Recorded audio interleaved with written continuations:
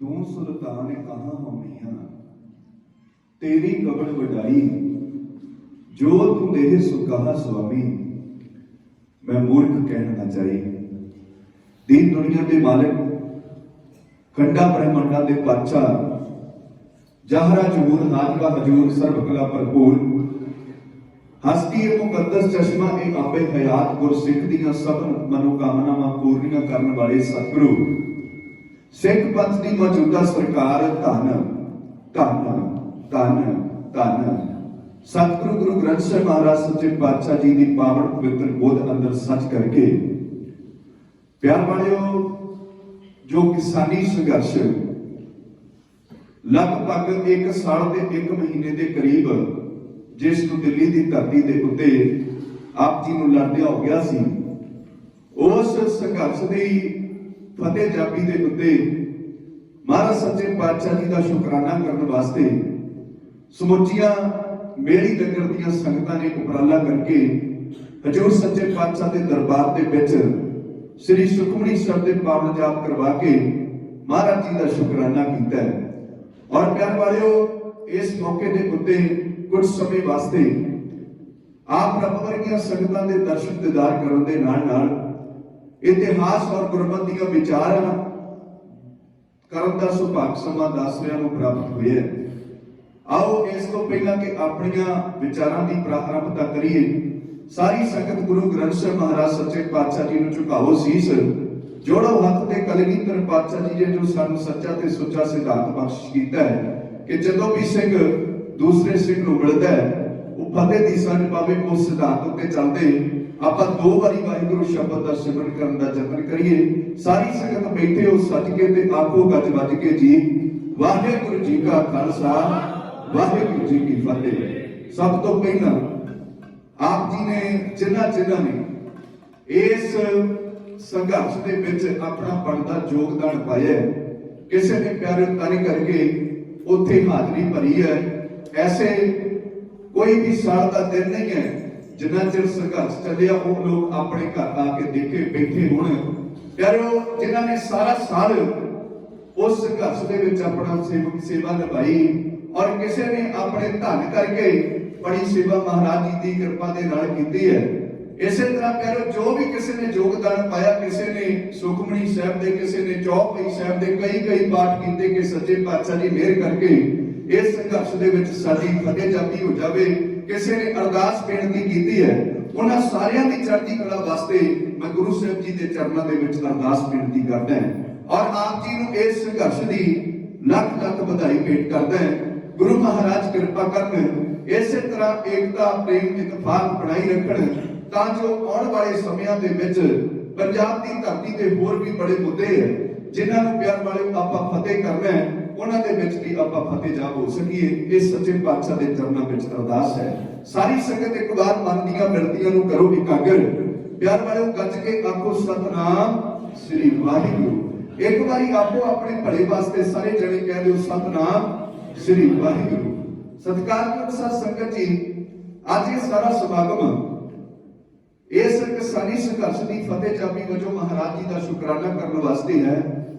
ਤੇ ਫਤਿਹ ਜਿਹੜੀ ਹੈ, ਫਤਿਹ ਦੇ ਨਾਲ ਸਿੱਖਾਂ ਦਾ ਬਹੁਤ ਗੂੜਾ ਸੰਬੰਧ ਹੈ, ਕਿਉਂਕਿ ਇਹ ਜਿਹੜਾ ਸੰਘਰਸ਼ ਹੈ ਇਹਦੇ ਵਿੱਚ ਜੇਕਰ ਅਹਿਮ ਰੋਲ ਅਦਾ ਕੀਤਾ ਹੈ, ਜੇਕਰ ਅਹਿਮ ਭੂਮਿਕਾ ਨਿਭਾਈ ਹੈ, ਉਹ ਪੰਜਾਬ ਦੇ ਜੰਮਿਆਂ ਨੇ ਤੇ ਸਿੱਖਾਂ ਨੇ ਨਿਭਾਈ ਹੈ। ਔਰ ਸਿੱਖਾਂ ਦਾ ਫਤਿਹ ਦੇ ਨਾਲ ਬਹੁਤ ਗੂੜਾ ਸੰਬੰਧ ਹੈ। ਜਦੋਂ ਵੀ ਪਿਆਰਿਓ ਆਪਾਂ ਆਪਸ ਦੇ ਵਿੱਚ ਮਿਲਦੇ ਹਾਂ, ਕਲਗੀਧਰ ਪਾਤਸ਼ਾਹ ਜੀ ਦੇ ਪਾਵਨ ਬਚਨ ਮੁਤਾਬਕ ਆਖਿਰ ਆਪਤ ਸਿੰਘ ਜੋ ਪਾਵੇ ਵਾਹਿਗੁਰੂ ਜੀ ਕੀ ਫਤਿਹ ਬੁਲਾਵੇ। ਇਸ ਸਿਧਾਂਤ ਉੱਤੇ ਚੱਲਦਿਆਂ ਅਸੀਂ ਫਤਿਹ ਬੁਲਾਉਣੇ ਆ। ਇਸ ਤੋਂ ਬਾਅਦ ਵਿੱਚ ਪਿਆਰਿਓ, ਜਦੋਂ ਅੰਮ੍ਰਿਤ ਦੀ ਦਾਤ ਅਸੀਂ ਲੈਂਦੇ ਹਾਂ, ਅੰਮ੍ਰਿਤ ਦੀ ਪੌੜ ਤਿਆਰ ਕੀਤੀ ਜਾਂਦੀ ਹੈ, ਉਹ ਸਾਰੀ ਮਰਿਆਦਾ ਜਿਨ੍ਹਾਂ ਨੇ ਅੰਮ੍ਰਿਤ ਛਕਿਆ ਉਹ ਜਾਣਦੇ ਹੋਣਗੇ, ਉਹ ਮਰਿਆਦਾ ਦੇ ਵਿੱਚ 17 ਵਾਰ ਫਤਿਹ ਬੁਲਾਈ ਜਾਂਦੀ ਹੈ। ਇਸੇ ਤਰ੍ਹਾਂ ਜਦੋਂ ਆਪਾਂ ਗੁਰੂ ਗ੍ਰੰਥ ਸਾਹਿਬ ਮਹਾਰਾਜ ਜੀ ਦੇ ਚਰਨਾਂ ਦੇ ਵਿੱਚ ਅਰਦਾਸ ਬੇਨਤੀ ਕਰਦੇ ਹਾਂ, ਅਰਦਾਸ ਦੀ ਪ੍ਰਾਰੰਭਤਾ ਵੀ ਆਪਾਂ ਫਤਿਹ ਤੋਂ ਕਰਦੇ ਹਾਂ। ਇੱਕ ਓੰਕਾਰ ਸ੍ਰੀ ਵਾਹਿਗੁਰੂ ਜੀ ਕੀ ਫਤਿਹ। ਇਹ ਤੋਂ ਅਰਦਾਸ ਦੀ ਪ੍ਰਾਰੰਭਤਾ ਹੁੰਦੀ ਹੈ ਤੇ ਫਤਿਹ ਦੇ ਉੱਤੇ ਸਮਾਪਤੀ ਹੁੰਦੀ ਹੈ। ਜਦੋਂ ਆਪਾਂ ਸਰਬੱਤ ਦਾ ਭਲਾ ਮੰਗ ਕੇ ਜੈਕਾਰਾ ਛੱਡ ਕੇ ਫਤਿਹ ਬੁਲਾਉਣੇ, ਇੱਥੇ ਅਰਦਾਸ ਦੀ ਸਮਾਪਤੀ ਹੋ ਜਾਂਦੀ ਹੈ। ਇਸੇ ਤਰ੍ਹਾਂ ਅਰਦਾਸ ਦੇ ਵਿੱਚ ਇੱਕ ਸ਼ਬਦ ਹੋਰ ਬੜਾ ਪਿਆਰਾ ਆਉਂਦਾ ਹੈ, ਦੇਗ ਤੇਗ ਫਤਿਹ। ਯਾਰੋ, ਇਹਦਾ ਮਤਲਬ ਕੀ ਹੈ ਕਿ ਖਾਲਸੇ ਦੀ ਦੇਗ ਤੇ ਤੇਗ ਫਤਿਹ ਹੈ। ਹੁਣ ਤੇਗ ਦਾ ਅਰਥ ਕੀ ਹੈ, ਤੇਗ ਫਤਿਹ ਹੋਣ ਦਾ ਅਰਥ ਕੀ ਹੈ, ਦੇਗ ਫਤਿਹ ਹੋਣ ਦਾ ਅਰਥ ਕੀ ਹੈ? ਆਓ ਮੈਂ ਆਪ ਜੀ ਦੀ ਸੇਵਾ ਦੇ ਵਿੱਚ ਸਾਂਝਾ ਕਰਾਂ। ਸਤਿਕਾਰਯੋਗ ਸਾਧ ਸੰਗਤ ਜੀਓ, ਗੁਰੂ ਦਾ ਲੰਗਰ ਤਿਆਰ ਹੋਇਆ ਹੈ। ਸੰਗਤਾਂ ਲੰਗਰ ਛਕਦੀਆਂ, ਕੋਈ ਆ ਕੇ ਪੁੱਛਦਾ ਗੁਰੂ ਕੇ ਲੰਗਰ ਬਾਰੇ, ਤਾਂ ਜਿਹੜਾ ਸੇਵਾਦਾਰ ਹੈ ਉਹ ਅੱਗੋਂ ਜਵਾਬ ਦਿੰਦਾ ਹੈ ਕਿ ਲੰਗਰ ਤੇ ਭਾਈ ਫਤਿਹ ਹੋ ਗਿਆ। ਹੁਣ ਫਤਿਹ ਹੋਣ ਦਾ ਅਰਥ ਕੀ ਹੈ? कि जेड़ा भी आया गुरु दरबार दे विच लंगर उन्हें छकिया, उन्हें अपने पेट की जिहड़ी भुख बुझाई है, और जेड़ा भी इत्थे आया वो भुखा नहीं गया। हुण इसदा अर्थ यह है भी लंगर के सामने गुरु की देग दे अगे भुख जिहड़ी है वो हार गई ते देग जित गई। यह है देग दी फतेह।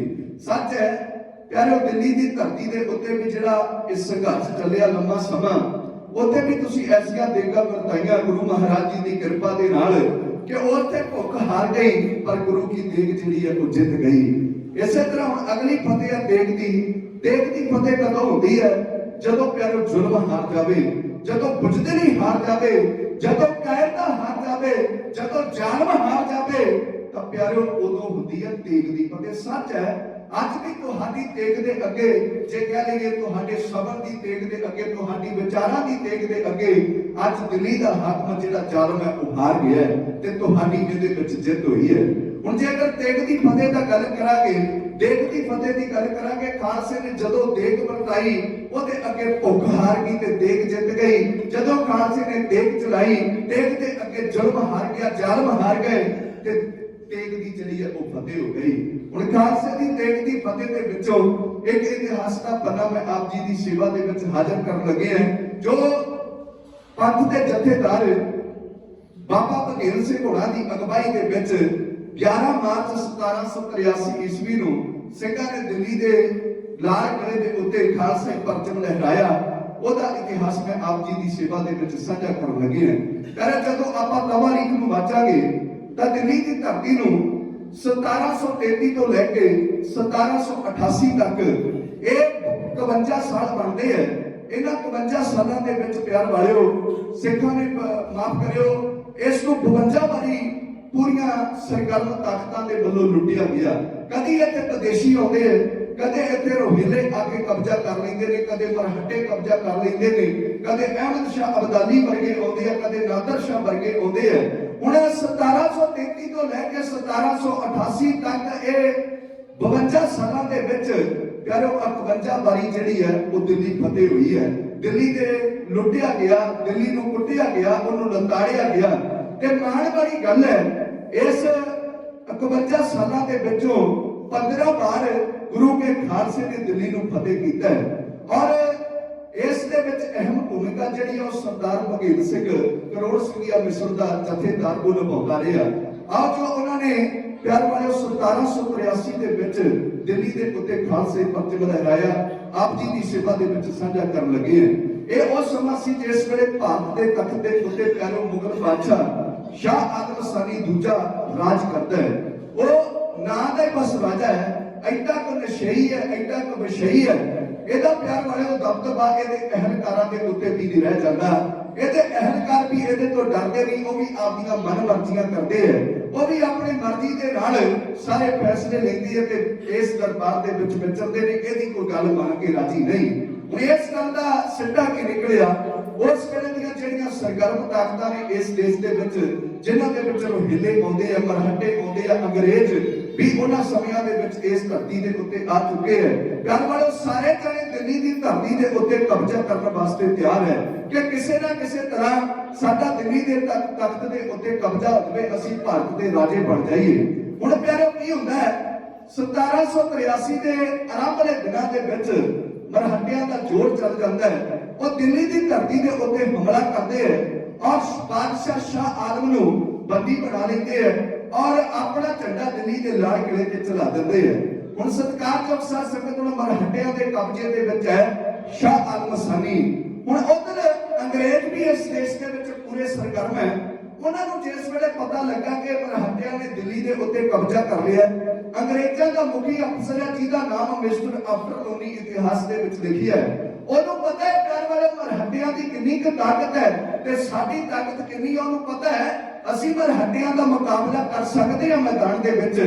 ਇਸ ਵਾਸਤੇ ਮਨ ਦੇ ਵਿੱਚ ਵਿਚਾਰ ਬਣਾ ਕੇ ਉਹਨੇ ਹੁਣ ਦਿੱਲੀ ਦੀ ਧਰਤੀ ਵੱਲੋਂ ਆਪਣੀਆਂ ਫੌਜਾਂ ਦੀ ਕਮਾਂਡ ਸੰਭਾਲ ਕੇ ਚਾਲੇ ਪਾ ਦਿੱਤੇ। ਹੁਣ ਪਿਆਰੋ ਉਧਰ ਮਰਹੱਟਿਆਂ ਨੂੰ ਪਤਾ ਲੱਗਾ ਵੀ ਅੰਗਰੇਜ਼ ਆ ਰਹੇ ਨੇ, ਤਾਂ ਮਰਹੱਟੇ ਸ਼ਾਹ ਆਲਮ ਨੂੰ ਛੱਡ ਕੇ ਦਿੱਲੀ ਦੀ ਧਰਤੀ ਖਾਲੀ ਕਰਕੇ ਉੱਥੋਂ ਨਿਕਲ ਜਾਂਦੇ, ਉੱਥੋਂ ਭੱਜ ਜਾਂਦੇ ਹੈ। ਹੁਣ ਅੰਗਰੇਜ਼ਾਂ ਤੋਂ ਡਰਦੇ ਮਰਹੱਟੇ ਚਲੇ ਗਏ, ਅੰਗਰੇਜ਼ ਆ ਰਹੇ ਤੇ ਇਸ ਗੱਲ ਦਾ ਸ਼ਾਹ ਆਲਮ ਨੂੰ ਵੀ ਪਤਾ ਲੱਗਦਾ ਹੈ। ਹੁਣ ਉਹ ਮਨ ਦੇ ਵਿੱਚ ਵਿਚਾਰ ਕਰਦਾ ਹੈ कि अगे ते मरहटे आए वो मैनू छड्ड के चले गए ने अंग्रेजां तो डरदे।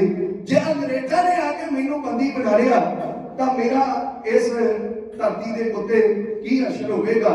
प्यार वालिओ वो मन दे विच विचार बनाउंदा भी किसी ना किसी तरह इस गल तो मेरा छुटकारा हो जाए। जे मैं अंग्रेजां दे हथ आ गया वो पता नहीं मेरे नाल की कर गुजरनगे। इस वास्ते हुण मन दे विच विचार करदा है कि की करां। हुण प्यारो इस विपदा दे समय इहनूं याद आए धन गुरु गोबिंद सिंह महाराज सच्चे पातशाह दे लाल वो करोड़ सिंघिया मिस्र दे जथेदार सरदार बघेल सिंह होनी। प्यारो ये एडे ताकतवर है, एडा क दबदबा इस देश दे विच सरदार बघेल सिंह दा। पहला इन्हां दा पिछोकड़ जेकर ले लईए ना, एक करोड़ सिंघिया मिस्र जिहड़ी है गुरदासपुर दे लागे एक पिंड है पैंजगढ़, उथों दा एक बंदा सी जिहड़ा हिंदू धर्म नूं बिलोंग करदा सी, जिहदा नाम सी करोड़ी मल। वो अमृतसर शहर की पावन धरती ते आउंदा, सिखां दी रहणी सहणी देखदा। प्यार वाले उन्हां दे किरदार तो प्रभावित होकर अमृत की दात लैके सिंह सज जांदा, ओहदा नाम रख दिता जांदा करोड़ा सिंह। ते उस वेले ਦੀਆਂ बहुत सारियां मुहिमां दे विच अगे वध के देख चलाउंदा ते अपना जथा तैयार करदा, जिहदा नाम रख दिता जांदा करोड़ सिंघिया मिसल। हुण ये करोड़ सिंघिया मिसल दा जथेदार सी करोड़ा सिंह, ओहदे नाम उत्ते मिसल चली। हुण ओहदे अपने कोई औलाद नहीं सी ते प्यार वाले ओहने अगा अपना जिहड़ा मुखी है, अपना अगे वारस है, वो बाबा बघेल सिंह नूं तापिया। बाबा बघेल सिंह तरन ताਰਨ दे नेड़े ਝਬਾਲ ਦੀ ਧਰਤੀ ਦਾ ਰਹਿਣ वाला, उथों दा जम पल है। ऐਡਾ सूरमा प्यार वाले अपने कल्ले ने बल दे उत्ते माझे की धरती तो लैके किथे यूपी पीलीभीत आउंदा है, इधरों सलौदी तक इहने प्यार वाले सिख राज दे झंडे चलाए हुए है। ते इहने अपना जिहड़ा मुख ठिकाना है वो हुशियारपुर जिले दे विच एक हरियाणा छोटा जिहा कस्बा सी, अजकल ओहदा बहुता नाम नहीं है, उत्थे उहने अपना मुख जिहड़ा केंद्र है वो रखिया हुआ है। हुण सत्कारयोग सर संगत अज सरदार बघेल सिंह सलौदी दी धरती दे उत्ते राज दरबार लगा के बैठा होया है। इत्थे प्यार वाले उस सरदार बघेल सिंह दा चेता आउंदा इस बादशाह शाह आलम नूं। उहनूं पता है कि ये जेकर मैनू कोई बचा सकता है तो उस सरदार बघेल सिंह है। इस वास्ते हुण सरदार बघेल सिंह दे कोल अपनी गल पहुंचाउण वास्ते उन्हें सहारा लिया, जिहदा नाम इतिहास दे विच आउंदा है समरू बेगम। ये कौन है समरू बेगम? इहदा सरदार बघेल सिंह दे नाल की रिश्ता है और बादशाह दे नाल इहदे की संबंध है, ये मैं इस वड़गी तो बाद विच दसांगा। लओ जी हुण इहने बेगम दे नाल सलाह कीती कि मेरा जिहड़ा सुनेहा वो खालसे तक पहुंचा आवे कि खालसा मेरी मदद कर देवे, मैं उन्हां दीयां फौजां दा सारा खर्चा देवांगा ते हमेशा वास्ते खालसे दा ताबेदार रहांगा। लओ जी ये सुनेहा दे के बेगम समरू नूं इहने सलौदी दी धरती वालों सरदार बघेल सिंह होरां दे दरबार विच भेज दिता है। आ के सलौदी बेगम समरू खालसे दे दरबार दे विच इस बादशाह की मदद वास्ते जिवें फरियाद करती है, ढाडी जथा आप संगत की सेवा विच क्यों कीता?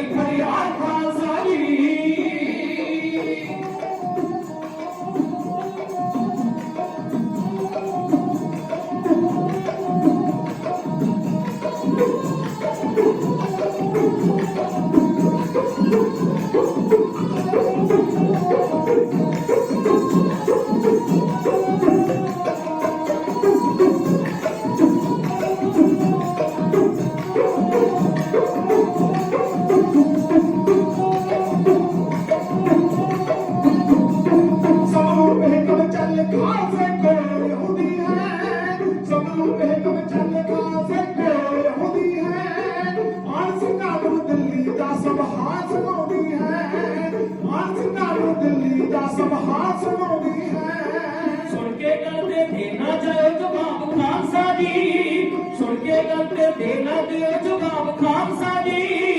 करे बादशाह बदल गई फरियाद खालसा जी, करे बादशाह बदल गई फरियाद खालसा जी।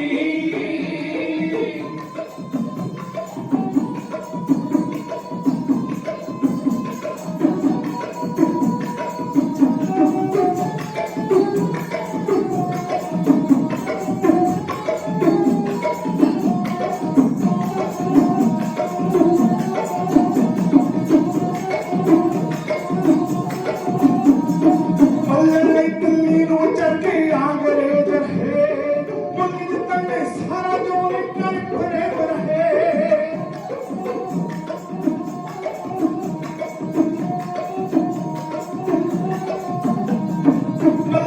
दिल्ली नु चढ़ के अंग्रेज रहे, मुल्क जितने सारा जोर कर खड़े रहे, मुल्क जितने सारा जोर कर खड़े रहे। करना चाਹੁੰਦੇ ਰਾਜ ਭਾਗ ਬਰਬਾਦ ਖਾਲਸਾ ਜੀ, ਕਰਨਾ ਚਾਹੁੰਦੇ ਰਾਜ ਭਾਗ ਬਰਬਾਦ ਖਾਲਸਾ ਜੀ। ਕਰੇ ਬਾਦਸ਼ਾਹ ਬਦਲ ਗਏ ਫਰਿਆਦ ਖਾਲਸਾ ਜੀ, ਕਰੇ ਬਾਦਸ਼ਾਹ ਬਦਲ ਗਏ ਫਰਿਆਦ ਖਾਲਸਾ ਜੀ।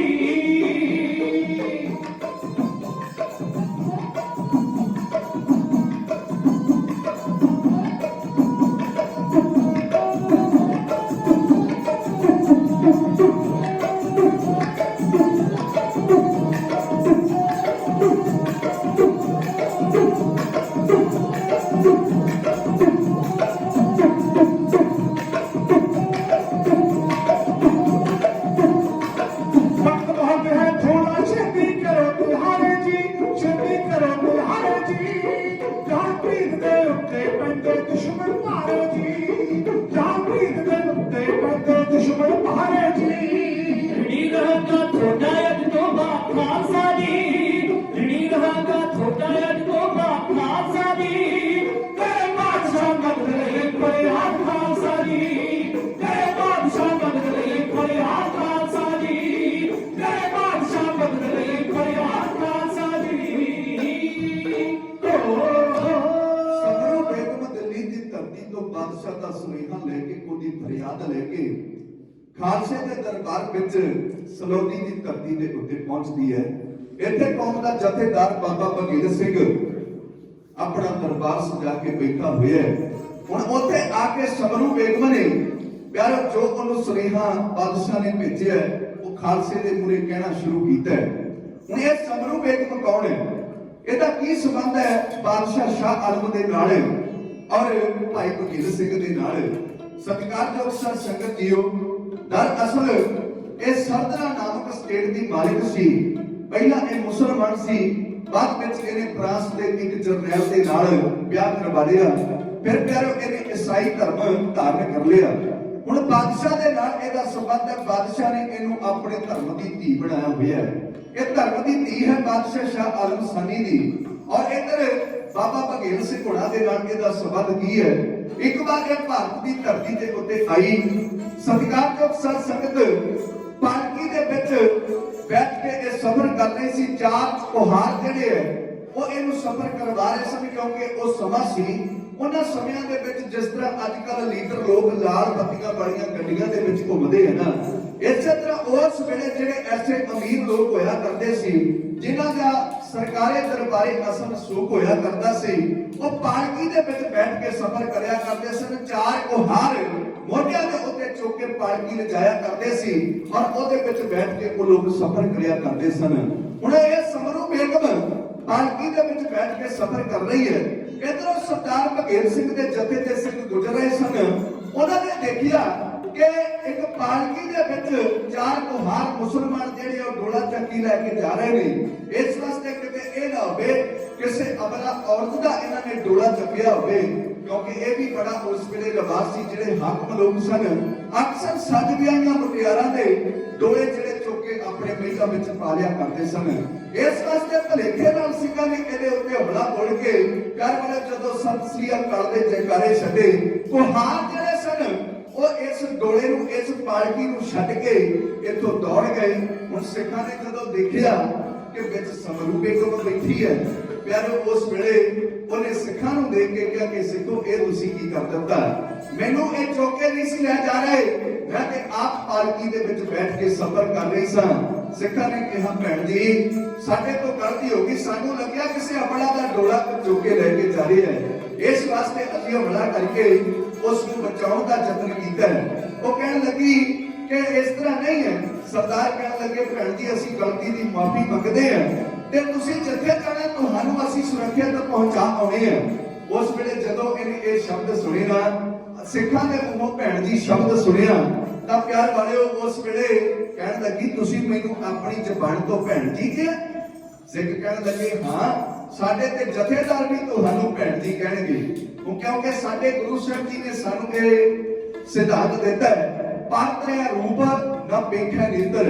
सानू ये भी सिखाया जाता है गुरमत के विच देख तराइयां चंगियां मामा धीआं भैणां जाने। देखो प्यारे सिखां दा किरदार कैसा सी, पर जे अज दे समय दे विच देखिए जैसा अज दे गाणियां दे विच गीतां दे विच जां फिल्मां दे विच सिखां दा किरदार दिखाया जाता है कि ऐसा सिखां दा किरदार सी नहीं। प्यार वालिओ दरअसल कुछ अध नंगियां माफ करियो मैं शब्द वरतन लगा, लड़कियों के पिछे सरदार पग्गां वाले घूमते हुए दिखाई जाते हैं कि ये सिखां दा किरदार है।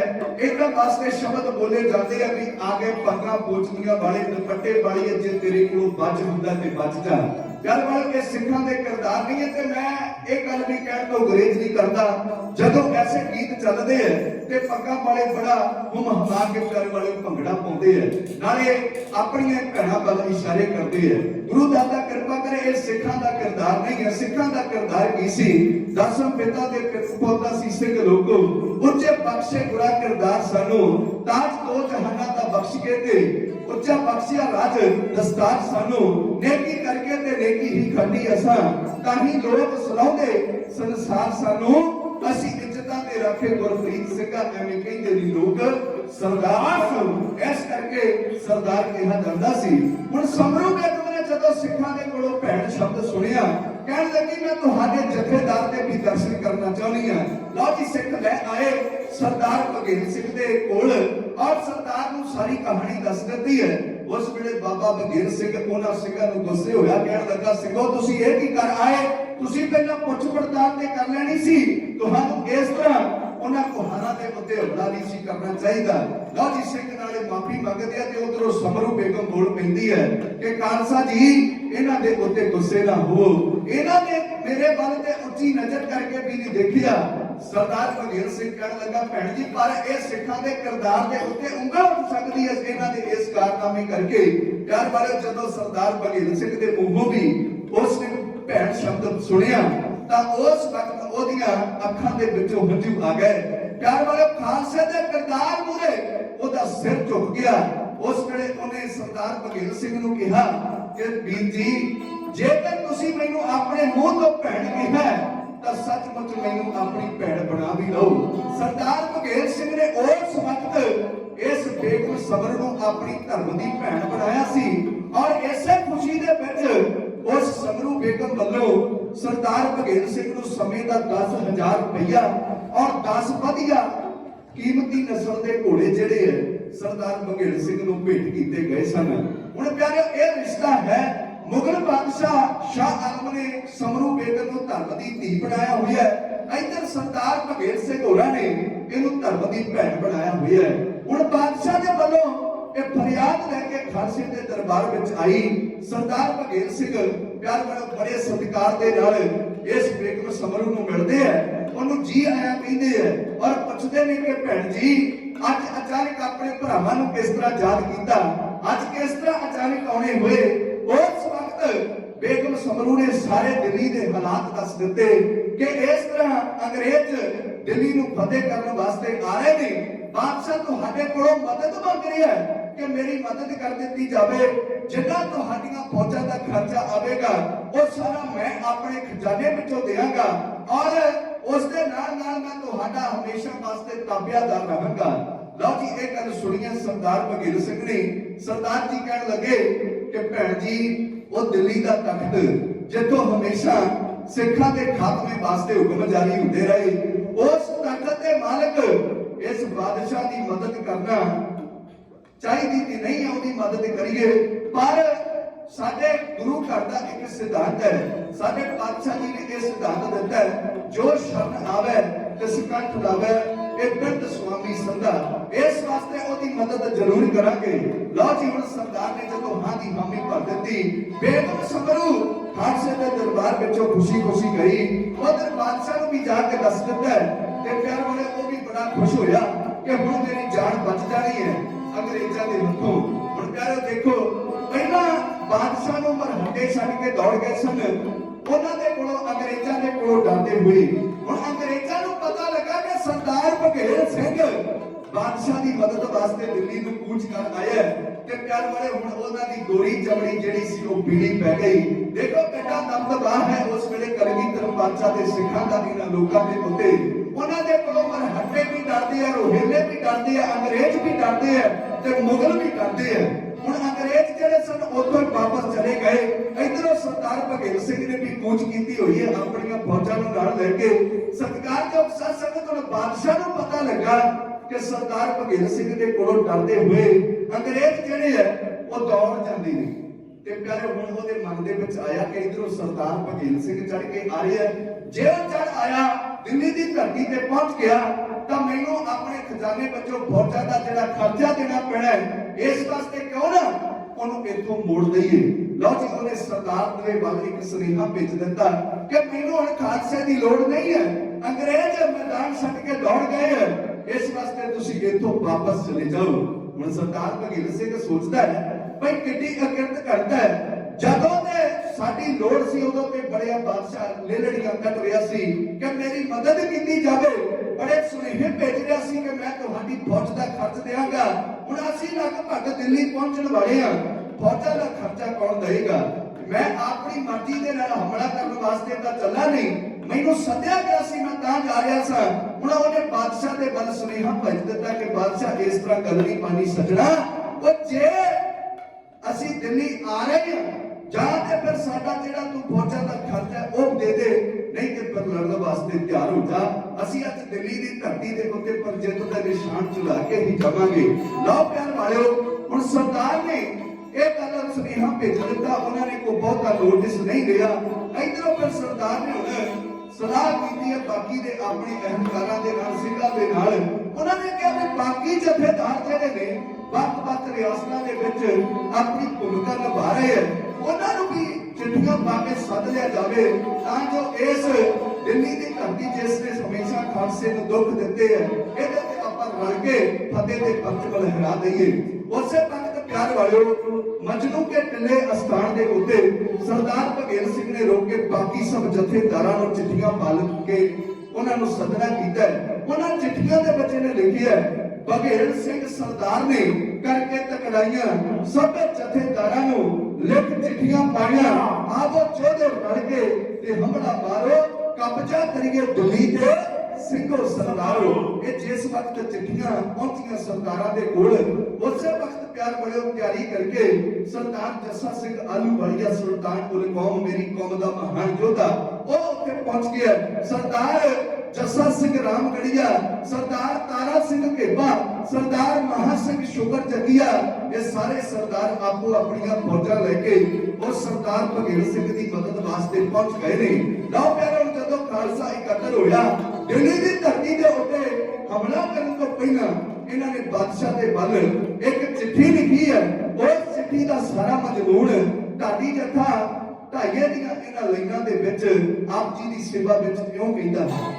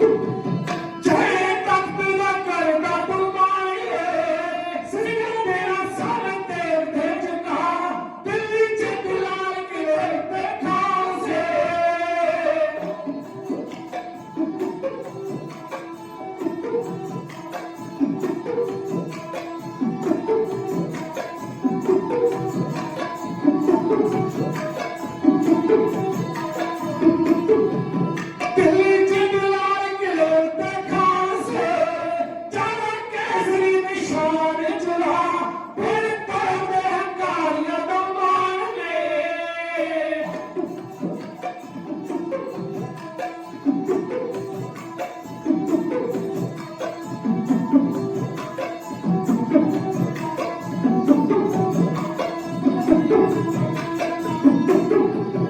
ਪੀੜਤਾਂ ਦੇ ਹੰਕਾਰੀਆਂ ਦਾ ਮਾਣ ਨੇ ਜਦ ਸਿੰਘ ਨੇ ਆਈ ਤੇ ਜਦੋਂ ਚਿੱਠੀ ਖਾਲਸੇ ਦੀ ਪਾਰੇ ਮੇਰੀ ਪ੍ਰੀਤ ਸੀ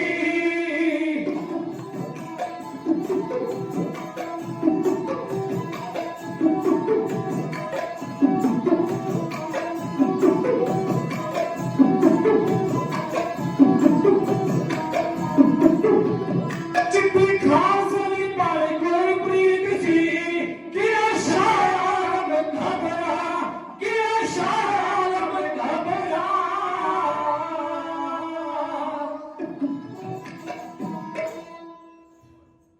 ਬਾਬਾ ਭਗੇਲ ਸਿੰਘ ਹੋਣਾ ਨੇ ਪਿਆਰਾ ਚਿੱਠੀ ਲਿਖ ਕੇ ਬਾਦਸ਼ਾਹ ਸ਼ਾਹ ਆਲਮ ਵੱਲ ਭੇਜ ਦਿੱਤੀ ਹੈ। ਉਹਦੇ ਵਿੱਚ ਉਹਨਾਂ ਨੇ ਲਿਖਿਆ ਕਿ ਇਹ ਬਾਦਸ਼ਾਹ ਇਸ ਦਿੱਲੀ ਦੀ ਧਰਤੀ ਦੇ ਉੱਤੇ ਤੂੰ ਸਾਨੂੰ ਮਦਦ ਵਾਸਤੇ ਯਾਦ ਕੀਤਾ ਤੇ ਅਸੀਂ ਤਾਂ ਆ ਰਹੇ ਹਾਂ। ਤੂੰ ਜਾਂ ਤੇ ਫੌਜਾਂ ਦਾ ਖਰਚਾ ਦੇ ਦੇ, ਜੇ ਨਹੀਂ ਫੌਜਾਂ ਦਾ ਖਰਚਾ ਦੇਣਾ ਤੇ ਫਿਰ ਮੁਕਾਬਲੇ ਵਾਸਤੇ ਤਿਆਰ ਹੋ ਜਾ। ਗੁਰੂ ਦਾ ਖਾਲਸਾ ਚੱਲ ਕੇ ਆ ਰਿਹਾ ਕਿ ਅੱਜ ਜਿੱਤ ਦੇ ਨਿਸ਼ਾਨ ਇਸ ਲਾਲ ਕਿਲੇ ਦੇ ਉੱਤੇ ਚਲਾ ਕੇ ਜਾਵੇਗਾ। ਹੁਣ ਪਿਆਰੇ ਉਹਨੇ ਕੋਈ ਖਾਸ ਇਸ ਗੱਲ ਦਾ ਵਿਚਾਰ ਨਾ ਕੀਤੀ, ਅੰਦਰੋਂ ਅੰਦਰ ਤੇ ਘਬਰਾਇਆ ਹੋਇਆ, ਪਰ ਇਹਦੇ ਨਾਲ ਦੇ ਜਿਹੜੇ ਕਰਮਚਾਰੀ ਹੈ ਨਾ, ਨਾਲ ਦੇ ਅਹਿਲਕਾਰ ਹੈ, ਉਹ ਕਹਿੰਦੇ ਨੇ ਕਿ ਆਉਣ ਦਿਓ ਇਹਨਾਂ ਨੂੰ, ਆਉਣਗੇ 4 ਦਿਨ ਇੱਥੇ ਬੈਠ ਕੇ ਲੰਗਰ ਤਿਆਰ ਕਰਨਗੇ, ਛਕਣਗੇ, ਦੇਗਾਂ ਨੂੰ ਰਗੜੇ ਲਾਉਣਗੇ, ਛਕ ਕੇ ਆਪੋ ਆਪਣੇ ਘਰੇ ਚਲੇ ਜਾਣਗੇ।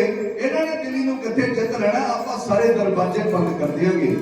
ਹੁਣ ਪਿਆਰਿਓ ਦੇਖੋ, ਅੱਜ ਦੇ ਹਾਕਮ ਦਾ ਵੀ ਇਹੀ ਵਿਚਾਰ ਸੀ ਕਿ ਅੱਜ ਪੰਜਾਬ ਦੇ ਜੰਮੇ ਆਪਣੇ ਹੱਕਾਂ ਦੀ ਰਾਖੀ ਖਾਤਰ ਇੱਥੇ ਆਏ ਨੇ, ਇਹਨਾਂ ਦੇ ਵੱਲ ਬਹੁਤਾ ਕੋਈ ਧਿਆਨ ਨਾ ਦਿਓ। ਇਹ ਆਉਣਗੇ, ਲੰਗਰ ਛਕਣਗੇ, ਬਾਕੀਆਂ ਨੂੰ ਛਕਾਉਣਗੇ, ਜਦੋਂ ਰਸਤਾ ਮੁੱਕ ਜਾਣਗੀਆਂ ਤੇ ਵਾਪਸ ਚਲੇ ਜਾਣਗੇ। ਵਿਚਾਰ ਇਹੀ ਸੀ ਉਹਦਾ। ਪਰ ਦੇਖੋ, ਦਾਤ ਬਣਦੇ ਨਹੀਂ ਬਣਦੀ ਹੈ ਤੁਹਾਡੇ ਸਿਦਕ ਦੀ, ਕਿ ਤੁਸੀਂ ਨੇ ਆਪਣੇ ਘਰ ਪਰਿਵਾਰ ਦੀ ਜਿਹੜੀ ਹੈ ਪਰਵਾਹ ਕੀਤੇ ਬਗੈਰ ਆਪਣੇ ਕੰਮਾਂ ਕਾਰਾਂ ਨੂੰ ਛੱਡ ਦਿਆ ਹੋਇਆ ਪਿਆਰ ਵਾਲੇ ਉਸ ਮੋਦੀ, ਉਸ ਦਿੱਲੀ ਸਰਕਾਰ ਦੀ ਹਿੱਤ ਦੇ ਉੱਤੇ ਤੁਸੀਂ ਪਿਆਰੋ ਕਿਸਾਨੀ ਝੰਡੇ ਲਹਿਰਾ ਕੇ ਬੈਠੇ ਰਹੇ ਤੇ ਵਕਤ ਪਾਈ ਰੱਖਿਆ ਉਸ ਸਮੇਂ ਦੇ ਹਾਕਮ ਨੂੰ। ਅਖੀਰ ਉਹਨੂੰ ਤੁਹਾਡੇ ਸਿਦਕ ਅੱਗੇ ਝੁਕਣਾ ਪਿਆ, ਕਿਉਂਕਿ ਵਿਚਾਰ ਤੇ ਉਹਨਾਂ ਦੀ ਇਹ ਸੀ ਵੀ ਇਸ ਤਰ੍ਹਾਂ ਕੁਝ ਦਿਨ ਰਹਿ ਕੇ ਚਲੇ ਜਾਣਗੇ। ਹੁਣ ਇਹੀ ਵਿਚਾਰ ਹੈ ਇਸ ਬਾਦਸ਼ਾਹ ਦੀ ਤੇ ਉਹਦੇ ਕਰਮਚਾਰੀਆਂ ਦੀ ਕਿ ਸਿੱਖਾਂ ਵੱਲ ਬਹੁਤਾ ਧਿਆਨ ਨਾ ਦੇਵੋ, ਆਉਣਗੇ 4 ਦਿਨ ਲੰਗਰ ਪ੍ਰਸ਼ਾਦਾ ਛਕ ਕੇ ਇੱਥੋਂ ਚਲੇ ਜਾਣਗੇ। ਪਰ ਪਿਆਰ ਵਾਲਿਓ, ਸਿੱਖਾਂ ਨੇ ਇਹ ਚਿੱਠੀ ਲੈ ਕੇ ਜਦੋਂ ਭੇਜੀ, ਇਹਨਾਂ ਨੇ ਬਹੁਤਾ ਕੋਈ ਉਹਦਾ ਜਵਾਬ ਨਾ ਦਿੱਤਾ, ਤਾਂ ਫਿਰ ਬਾਬਾ ਭਗੇਲ ਸਿੰਘ ਕਹਿੰਦਾ ਜਥੇਦਾਰ ਜੀ ਹੁਣ ਕੀ ਕਰਨਾ ਚਾਹੀਦਾ ਹੈ। ਉਸ ਵੇਲੇ ਬਾਬਾ ਜੱਸਾ ਸਿੰਘ ਆਹਲੂਵਾਲੀਆ ਕਹਿੰਦਾ ਫਿਰ ਚਲੋ ਫਿਰ ਚੱਲ ਕੇ ਦਿੱਲੀ ਦੀ ਧਰਤੀ ਦੇ ਉੱਤੇ ਖਾਲਸਾ ਪਰਚਮ ਲਹਿਰਾਈਏ, ਉੱਥੇ ਜਿੱਤ ਦੇ ਨਿਸ਼ਾਨ ਝੁਲਾਈਏ। ਹੁਣ ਪਿਆਰਿਓ, ਇੱਥੋਂ ਕਰਕੇ ਕੂਚ 5 ਜਥੇਦਾਰਾਂ ਦੀ ਕਮਾਂਡ ਹੇਠ 30,000 ਖਾਲਸਾ ਫੌਜਾਂ ਦਿੱਲੀ ਦੀ ਧਰਤੀ ਦੇ ਉੱਤੇ ਜਾ ਕੇ ਬੈਠ ਜਾਂਦੀਆਂ। ਹੁਣ ਜਿੱਥੇ ਖਾਲਸਾ ਜਾ ਕੇ ਰੁਕਿਆ, ਉਸ ਸਥਾਨ ਦਾ ਨਾਮ ਹੀ 30,000 ਪੈ ਗਿਆ। ਅੱਜ ਕੱਲ ਉੱਥੇ ਹਾਈ ਕੋਰਟ ਹੈ, ਕਚਹਿਰੀਆਂ ਨੇ ਪਿਆਰ ਵਾਲਿਓ, ਜਿੱਥੇ ਖਾਲਸੇ ਦੀਆਂ ਉਹ 30,000 ਫੌਜਾਂ ਇਕੱਤਰ ਹੋਈਆਂ ਸੀ। ਅੱਜ ਹੁਣ ਪਿਆਰ ਵਾਲਿਓ, ਇੱਥੇ ਆ ਕੇ ਖਾਲਸਾ ਬੈਠ ਗਿਆ। ਇੱਥੋਂ ਇਹਨਾਂ ਨੇ ਅਜਮੇਰੀ ਗੇਟ ਥਾਣੀ ਦਿੱਲੀ ਦੇ ਅੰਦਰ ਦਾਖਲ ਹੋਣਾ ਸ਼ੁਰੂ ਕੀਤਾ। ਪਿਆਰ ਵਾਲਿਓ, ਸਬਜ਼ੀ ਮੰਡੀ ਲੁੱਟੀ, ਹੋਰ ਬਹੁਤ ਸਾਰੇ ਗਲੀਆਂ ਮੁਹੱਲੇ ਜਿੱਥੇ ਜ਼ਾਲਮ ਲੋਕ ਰਹਿੰਦੇ ਸਨ, ਸਿੰਘਾਂ ਨੇ ਲੁੱਟੇ। ਉਹ ਸਾਰਾ ਮਾਲ ਅਸਬਾਬ ਜਿਹੜਾ ਸੀ ਉਹ ਮਜਨੂ ਕੇ ਟਿੱਲੇ ਦੇ ਉੱਤੇ ਸਿੱਖਾਂ ਨੇ ਜਮ੍ਹਾਂ ਕਰ ਲਿਆ। ਹੁਣ ਵਾਰੀ ਆ ਗਈ ਹੈ ਇਸ ਹਾਕਮ ਦੇ ਬਲ ਹੋਣ ਦੀ। ਉਹਨੇ ਪਿਆਰੇ ਜਦੋਂ ਦੇਖਿਆ ਕਿ ਸਿੱਖ ਤੇ ਬਾਕੀ ਹੀ ਆ ਗਏ, ਉਹਨੇ ਲਾਲ ਕਿਲੇ ਦੇ ਸਾਰੇ ਦਰਵਾਜ਼ੇ ਬੰਦ ਕਰ ਦਿੱਤੇ ਆ। ਉਹ ਦਿੱਲੀ ਦਾ ਲਾਲ ਕਿਲਾ ਜਿੱਥੋਂ ਪਿਆਰ ਵਾਲਿਓ ਹਮੇਸ਼ਾ ਵਾਸਤੇ ਸਿੱਖਾਂ ਦੇ ਖਾਤਮੇ ਵਾਸਤੇ ਹੁਕਮ ਜਾਰੀ ਹੁੰਦੇ ਰਹੇ। ਕਦੇ ਇੱਥੇ ਬਾਦਸ਼ਾਹ ਸ਼ਾਹਜਹਾਨ ਬੈਠਾ, ਉਹ ਧੰਨ ਗੁਰੂ ਹਰਗੋਬਿੰਦ ਸਾਹਿਬ ਮਹਾਰਾਜ ਦੇ ਵਿਰੁੱਧ ਆਪਣੀਆਂ ਫੌਜਾਂ ਨੂੰ ਭੇਜਦਾ ਰਿਹਾ। ਕਦੇ ਬਾਦਸ਼ਾਹ ਔਰੰਗਜ਼ੇਬ ਧੰਨ ਗੁਰੂ ਤੇਗ ਬਹਾਦਰ ਮਹਾਰਾਜ ਜੀ ਦੀ ਸ਼ਹਾਦਤ ਦਾ ਹੁਕਮ ਜਾਰੀ ਕਰਦਾ ਹੈ। ਕਹਿੰਦੇ ਗੁਰੂ ਗੋਬਿੰਦ ਸਿੰਘ ਮਹਾਰਾਜ ਉੱਤੇ ਆਪਣੇ ਚਰਨੀਆਂ ਨੂੰ ਚੜਾ ਕੇ ਤੋਰਦਾ ਹੈ। ਕਹਿੰਦੇ ਫਰਕਸ਼ੀਅਰ ਵਰਗੇ ਬਾਦਸ਼ਾਹ ਕਰਮਾਂ ਵਾਲੇ ਬਾਬਾ ਬੰਦਾ ਸਿੰਘ ਬਹਾਦਰ ਦੀ ਗ੍ਰਿਫਤਾਰੀ ਦਾ ਤੇ ਉਹਦੀ ਸ਼ਹਾਦਤ ਦਾ ਹੁਕਮ ਜਾਰੀ ਕਰਦੇ ਹੈ। ਜਿਸ ਤਾਕਤ ਤੋਂ ਪਿਆਰੇ ਸਿੱਖਾਂ ਦੇ ਸਮੂਹਕ ਕਤਲੇਆਮ ਦੀ ਜਿਹੜੀ ਹੈ ਉਹ ਗੱਲ ਚੱਲਦੀ ਹੈ। ਅੱਜ ਉਹੀ ਦਿੱਲੀ ਦਾ ਲਾਲ ਕਿਲਾ ਸਿੱਖ ਫਤਿਹ ਕਰਨ ਵਾਸਤੇ ਜਾ ਰਹੇ ਹੈ। ਹੁਣ ਜਦੋਂ ਸਿੱਖ ਦਾਖਲ ਹੋਣ ਲੱਗੇ ਸਾਰੇ ਦਰਵਾਜ਼ੇ ਬਾਦਸ਼ਾਹ ਨੇ ਬੰਦ ਕਰਵਾ ਕੇ ਕੰਧਾਂ ਦੇ ਉੱਤੇ ਆਪਣੀਆਂ ਫੌਜਾਂ ਖੜੀਆਂ ਕਰ ਦਿੱਤੀਆਂ। ਸਿੱਖ ਹੁਣ ਦਰਵਾਜ਼ਾ ਤੋੜਨਾ ਚਾਹੁੰਦੇ ਆ ਪਰ ਪਿਆਰਾ ਦਰਵਾਜ਼ਾ ਇੰਨਾ ਮਜ਼ਬੂਤ ਹੈ ਉਹ ਟੁੱਟਿਆ ਨਹੀਂ। ਹੁਣ ਬਾਬਾ ਭਗੇਰ ਸਿੰਘ ਪੁੱਛਦਾ ਬਾਕੀ ਜਥੇਦਾਰਾਂ ਨੂੰ ਕਿ ਹੁਣ ਸਾਨੂੰ ਕਿੱਦਾਂ ਅੰਦਰ ਦਾਖਲ ਹੋਣਾ ਚਾਹੀਦਾ ਹੈ। ਉਸ ਵੇਲੇ ਕੌਮ ਦੇ ਜਥੇਦਾਰ ਇਹ ਸਲਾਹ ਦਿੰਦੇ ਨੇ ਕਿ ਖਾਲਸਾ ਹਮੇਸ਼ਾ ਆਪਣੇ ਰਸਤੇ ਆਪ ਬਣਾਉਂਦਾ ਆਇਆ ਹੈ। ਇਹ ਕਦੇ ਵੀ ਕਿਸੇ ਦੇ ਬਣਾਏ ਹੋਏ ਰਸਤੇ ਦੇ ਉੱਤੇ ਨਹੀਂ ਚੱਲਦਾ। ਇਸ ਵਾਸਤੇ ਇਹ ਜਿਹੜਾ ਰਸਤਾ ਹੈ ਇਹ ਵੀ ਸਾਨੂੰ ਆਪ ਬਣਾਉਣਾ ਪਵੇਗਾ ਕਿਉਂਕਿ ਪਹਿਲਾਂ ਦੇਖੋ ਇਹ ਸਪਿਰਟ ਜਿਹੜੀ ਹੈ ਨਾ ਉਹ ਬੜੀ ਇਹ ਇਤਿਹਾਸ ਤੋਂ ਸਾਨੂੰ ਅੱਜ ਵੀ ਮਿਲੀ ਹੈ। ਤੁਸੀਂ ਦੇਖਿਆ ਜਦੋਂ ਤੁਹਾਡੇ ਵਿੱਚੋਂ ਵੀ ਕਈ ਵੀਰ ਗਏ ਹੋਣਗੇ ਜਦੋਂ ਪਹਿਲੇ ਦਿਨ ਉਸ ਧਰਤੀ ਨੂੰ ਕੂਚ ਕੀਤੀ ਕਿਸ ਤਰ੍ਹਾਂ ਅਗਲਿਆਂ ਨੇ ਬੈਰੀਕੇਡ ਲਾ ਕੇ ਸੜਕਾਂ ਜਿਹੜੀਆਂ ਬੰਦ ਕਰ ਦਿੱਤੀਆਂ ਪਰ ਉਦੋਂ ਵੀ ਤੁਸੀਂ ਆਪਣੇ ਰਸਤੇ ਆਪ ਬਣਾ ਕੇ ਗਏ। ਅੱਜ ਖਾਲਸਾ ਦਿੱਲੀ ਦੇ ਲਾਲ ਕਿਲੇ ਵਿੱਚ ਦਾਖਲ ਹੋਣ ਲੱਗਾ। ਪਿਆਰ ਵਾਲੇ ਅਜਮੇਰੀ ਗੇਟ ਦੇ ਲਾਗੇ ਸਿੱਖਾਂ ਨੇ ਹੁਣ ਇੱਕ ਤੋਪ ਲਿਆ ਕੇ ਉਹਦੇ ਗੋਲੇ ਮਾਰ ਕੇ ਕੰਧ ਦੇ ਵਿੱਚ ਲਾਲ ਕਿਲੇ ਦੇ ਕਾਫੀ ਵੱਡਾ ਪਾੜ ਪਾ ਲਿਆ। ਉੱਥੋਂ ਦੀ ਸਿੱਖ ਅੰਦਰ ਦਾਖਲ ਹੋਣੇ ਸ਼ੁਰੂ ਹੋ ਗਏ। ਪਿਆਰ ਵਾਲਾ ਛੱਡ ਕੇ ਸਤਿ ਸ੍ਰੀ ਅਕਾਲ ਦੇ ਜੈਕਾਰੇ ਸਿੱਖ ਜਦੋਂ ਹੋਏ ਨੇ ਅੰਦਰ ਦਾਖਲ ਅੱਗੋਂ ਸ਼ਾਹ ਆਲਮ ਦੀਆਂ ਫੌਜਾਂ ਵੀ ਮੁਕਾਬਲੇ ਵਾਸਤੇ ਆਈਆਂ।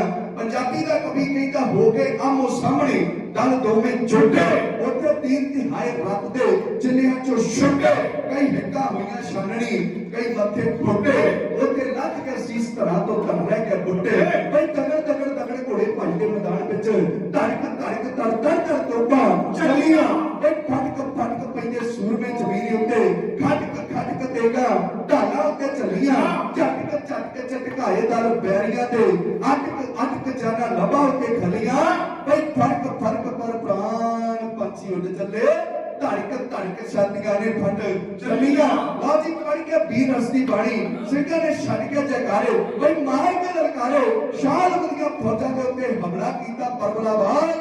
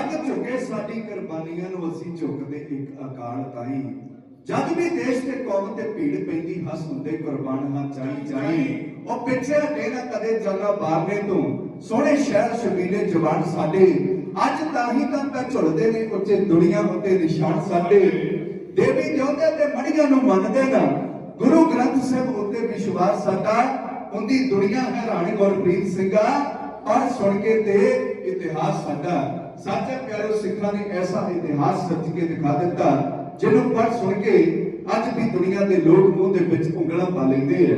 हुण प्यारे सिखां ने दिल्ली के उत्ते कब्जा करने वास्ते जो हमला कीता शाह आलम दीआं फौजां बहुता समा खालसे दी टेक पूरे कर ना सकियां।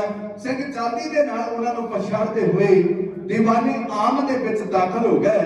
इत्थे प्यार वालिओ जदों दाखल होए दिल्ली सिखां ने जित लई तां फिर जथेदार गुरमता करके सरदार जस्सा सिंह आलू वाड़िए नूं कौम दा बादशाह बना के तख्त दे उत्ते बिठाउण दा ऐलान करदे है।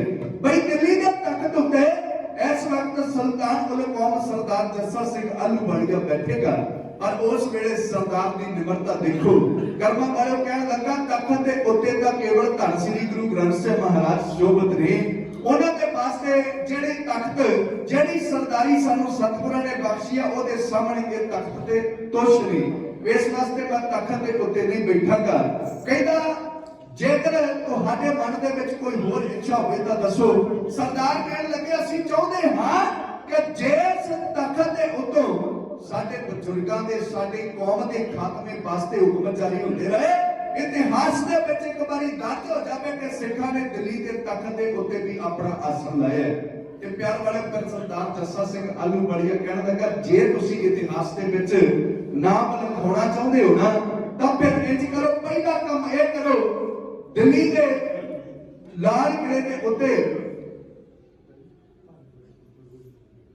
दिल्ली के लाल किले उत्ते जिथे राजनीतिक निशान झुलदा है उस दी जगह दे उत्ते आपां खालसा परचम लहरा दईए उत्ते खालसे दा झंडा झुला दईए। लो जी सिखां ने हैदरी ला के उत्ते खालसे दा परचम लहरा दिता। केसरी झंडा दिल्ली दे लाल किले उत्ते झुल गया। हुण अगली कार्रवाई सरदार जस्सा सिंह कहंदा ਇਹ ਕੀਤੀ ਜਾਵੇ जिस तख्त दे उत्ते बैठ के बादशाह साडे खात्मे वास्ते हुक्म जारी करते रहे उस तख्त दी एक सिर पुट्टीए। सिर दा मतलब एक पत्थर दी सलेट प्यार वाले ओ पुट के ते आपां अमरसर साहिब दी पावन धरती दे उत्ते ले के जाइए ओनू लिजा के दरबार साहिब रखिए तां जो दुनिया दे लोकां नू ਇਹ ਗੱਲ ਦਾ ਪਤਾ ਲੱਗ ਜਾਵੇ ਕਿ ਜਦੋਂ ਵੀ ਕੋਈ ਤਖਤ ਅਕਾਲ ਤਖਤ ਸਾਹਿਬ ਦੇ ਨਾਲ ਟਕਰਾਉਂਦਾ ਹੈ ਤੇ ਸਿੱਖ ਉਹਨੂੰ ਹਮੇਸ਼ਾ ਅਕਾਲ ਤਖਤ ਸਾਹਮਣੇ ਝੁਕਾ ਦਿਆ ਕਰਦੇ ਹੈ। ਉਹ ਬਹੁਤਾ ਚਿਰ ਆਪਣੀ ਸਰਦਾਰੀ ਕਾਇਮ ਨਹੀਂ ਰੱਖ ਸਕਦਾ। ਲਓ ਜੀ ਫਿਰ ਸਰਦਾਰ ਜੱਸਾ ਸਿੰਘ ਰਾਮਗੜੀਏ ਨੇ ਆਪਣੇ ਹਿੱਸੇ ਲਈ ਇਹ ਡਿਊਟੀ ਕਿ ਉਹ ਸਿਲ ਪੁੱਟ ਕੇ ਮੈਂ ਅੰਮ੍ਰਿਤਸਰ ਲੈ ਕੇ ਜਾਵਾਂਗਾ। ਲਓ ਜੀ ਉਹ ਸਿਲ ਪੱਟੀ ਗਈ ਜਿਸ ਦੀ ਲੰਬਾਈ ਕਰਮਾਂ ਵਾਲੇ 6 ਫੁੱਟ ਤੇ 4 ਇੰਚ ਉਹਦੀ ਲੰਬਾਈ ਹੈ ਤੇ 4 ਫੁੱਟ 3 ਇੰਚ ਚੌੜਾਈ ਹੈ ਤੇ 9 ਇੰਚ ਉਹ ਮੋਟੀ ਸਿਲ ਹੈ ਜਿਹੜੀ ਪੁੱਟ ਕੇ ਸਰਦਾਰ ਜਿੱਤ ਦੀ ਖੁਸ਼ੀ ਦੇ ਵਿੱਚ ਅੰਮ੍ਰਿਤਸਰ ਸਾਹਿਬ ਦੀ ਪਾਵਨ ਧਰਤੀ ਉੱਤੇ ਲੈ ਕੇ ਆਈ ਜਿਹੜੀ ਅੱਜ ਵੀ ਸਰਦਾਰ ਜੱਸਾ ਸਿੰਘ ਰਾਮਗੜੀਏ ਦੇ ਬੁੰਗੇ ਦੇ ਵਿੱਚ ਮੌਜੂਦ ਹੈ। ਇਹ ਸਿੱਖਾਂ ਦੀ ਬਹਾਦਰੀ ਦਾ ਇਤਿਹਾਸ ਹੈ। ਪਿਆਰ ਵਾਲੇ ਜੋ 1783 ਦੇ ਵਿੱਚ ਸਿੰਘਾਂ ਨੇ ਫਤਿਹ ਜਾਬੀ ਦਿੱਲੀ ਦੀ ਧਰਤੀ ਉੱਤੇ ਪਾਈ ਹੈ। ਹੁਣ ਇੱਥੇ ਹੋਰ ਵਿਚਾਰ ਹੋਈ सरदार बघेल सिंह कहता कि बादशाह के नाल मैं कुछ संधियां करनियां उन्होंने चंगी तरह झुका के जाना है। लो जी सिखां ने ड्यूटी लाई कि तू इत्थे रह के बादशाह दे कोलों अपनी कीन मनवा ला। सरदार फिर ओदी धौण दे उत्ते गोडा रख के कर्मा वाले अपने हक मंगदा कि जिन्नियां भी साडियां इतिहासक यादगारां इस धरती दे उत्ते मौजूद है ਅਸੀਂ ਉੱਥੇ ਗੁਰਦੁਆਰੇ ਉਸਾਰਨੇ ਚਾਹੁੰਦੇ ਹਾਂ। ਫਿਰ ਗੁਰੂ ਤੇਗ ਬਹਾਦਰ ਮਹਾਰਾਜ ਜੀ ਦੀ ਸ਼ਹਾਦਤ ਵਾਲਾ ਅਸਥਾਨ ਪਿਆਰੋ ਬਾਲਾ ਪ੍ਰੀਤਮ ਗੁਰੂ ਹਰਕ੍ਰਿਸ਼ਨ ਸਾਹਿਬ ਮਹਾਰਾਜ ਜੀ ਦੀ ਯਾਦਗਾਰ ਦੇ ਵਿੱਚ ਗੁਰਦੁਆਰਾ ਬਗਲਾ ਸਾਹਿਬ ਦੀ ਸੇਵਾ ਇਹ ਸਾਰੇ 8 ਗੁਰਦੁਆਰਾ ਸਾਹਿਬਾਂ ਦੀ ਸੇਵਾ ਜਿਹੜੀ ਹੈ ਉਹ ਸਰਦਾਰ ਬਘੇਲ ਸਿੰਘ ਸਰਕਾਰੀ ਖਜ਼ਾਨੇ ਦੇ ਵਿੱਚੋਂ ਪਿਆਰ ਵਾਲੇ ਆਪਣਾ ਹਿੱਸਾ ਲੈ ਕੇ ਤੇ ਉਹਨਾਂ ਦੇ ਨਾਲ ਦਿੱਲੀ ਦੀ ਧਰਤੀ ਦੇ ਉੱਤੇ ਉਹ ਯਾਦਗਾਰਾਂ ਬਣਾਉਂਦਾ ਹੈ। ਇੱਥੇ ਆਪਾਂ ਇਸ ਇਤਿਹਾਸ ਦੇ ਪੰਨੇ ਨੂੰ ਵਿਸ਼ਰਾਮ ਚਿੰਨ੍ਹ ਲਗਾਉਣੇ ਹੈ। ਇੱਕ ਆਪ ਸੰਗਤ ਦੀ ਸੇਵਾ ਦੇ ਵਿੱਚ ਅੱਜ ਦੇ ਅਜੋਕੇ ਸਮੇਂ ਦੇ ਵਿੱਚ ਜੋ ਆਪਾਂ ਸੰਘਰਸ਼ ਲੜਿਆ ਉਸ ਸੰਘਰਸ਼ ਦੇ ਵਿੱਚ ਸਾਡੀ ਜਿਸ ਤਰ੍ਹਾਂ ਮਹਾਰਾਜ ਜੀ ਨੇ ਜਿੱਤ ਬਖਸ਼ੀ ਹੈ ਕਿਸ ਤਰ੍ਹਾਂ ਮੋਦੀ ਦੀ ਧੌਣ ਦੇ ਉੱਤੇ ਗੋਡਾ ਰੱਖ ਕੇ ਤੁਸਾਂ ਨੇ ਆਪਣੇ ਹੱਕ ਲਏ ਹੈ ਉਸ ਜਿੱਤ ਦੀ ਖੁਸ਼ੀ ਨੂੰ ਪ੍ਰਗਟ ਕਰਦੀ ਹੋਈ ਇੱਕ ਰਚਨਾ ਆਪ ਜੀ ਦੀ ਸੇਵਾ ਦੇ ਵਿੱਚ ਢਾਡੀ ਜੱਥਾ ਇਉਂ ਪੇਸ਼ ਕਰਦਾ ਹੈ।